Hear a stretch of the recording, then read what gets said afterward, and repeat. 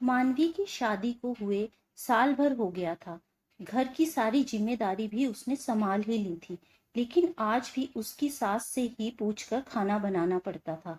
महीने का राशन हो या घर का सामान हो या फिर कभी ज्यादा लोगों का खाना बनाना हो, तो उसकी सास खुद रसोई संभालती थी।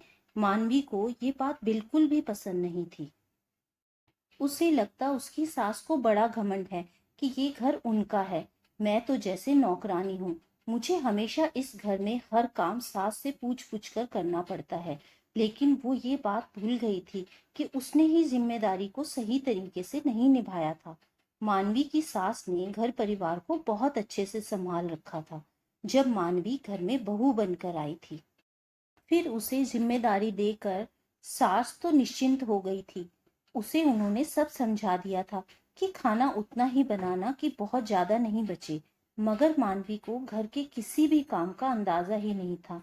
मानवी कभी बहुत ज्यादा खाना बना देती तो कभी खाना कम पड़ जाता था। उन्होंने मानवी को कई बार समझाया कि नाप कर खाना बनाया करो, पर मानवी कुछ गड़बड़ कर देती थी। वो अपने ही हिसाब से खाना बनाती। मानवी की सास को लगा कि रोज रोज टोकने से या कहने से मानवी के साथ उनके रिश्ते खराब हो जाएंगे। इसलिए उन्होंने मानवी से कह दिया कि अब मुझसे पूछकर खाना बनाना। मानवी अपने मायके में अपनी सास की इस आदत की बहुत बुराई करती रहती और इस कारण वो उनसे बहुत नफरत भी करने लगी थी।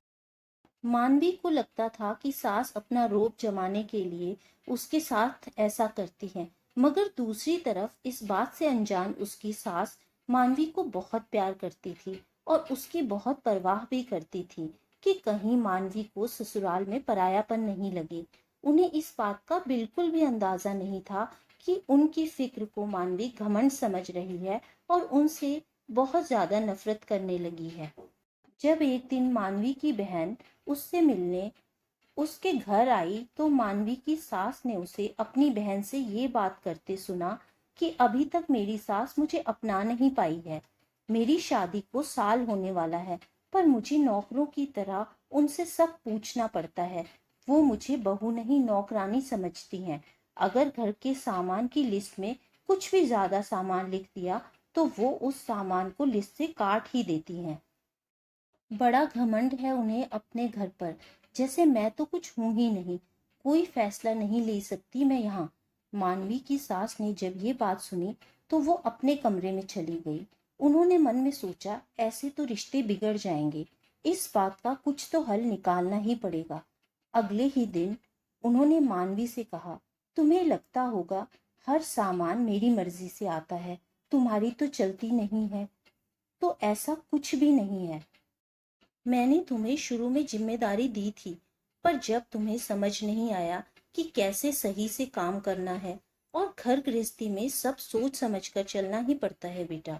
अगर उस समय मैं रोज तुम्हें टोकती तो तुम्हें बुरा लगता और हमारा रिश्ता उस कारण खराब होता। मैंने सोचा तुम्हें धीरे धीरे सब समझ आ जाएगा, तब तुम ही घर संभाल लोगी और तुम इस घर की नौकरानी नहीं, लक्ष्मी हो बेटा। बस मुझे हमेशा इस घर की और तुम सबकी फिक्र रहती है कि सब अच्छे से चलता रहे। अब मानवी को एहसास हुआ जिसे वो अपनी सास का घमंड समझ रही थी, वो तो उनकी फिक्र थी। अपनी सास की बात सुनकर वो उनके गले लग गई और अपनी गलतफहमी के लिए माफी मांगने लगी। तो दोस्तों, उम्मीद है आपको आज की ये कहानी पसंद आई होगी। कहानी पसंद आई हो तो वीडियो को लाइक करें, चैनल को सब्सक्राइब करें ताकि आने वाली कहानियाँ आप तक पहुँचती रहें। Thank you friends.